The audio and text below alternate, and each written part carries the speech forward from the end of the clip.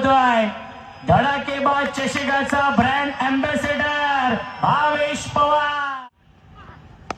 पुन्हा एकदा लॉफ्टेड ऑफरोडचा फटका टीम मध्ये फिल्डर आहे त्यांच्या आवाक्याच्या बाहेर. One bounce over the line चौकार भावेश पवार नावात 37 धावांवरती into the slot and out of the plot.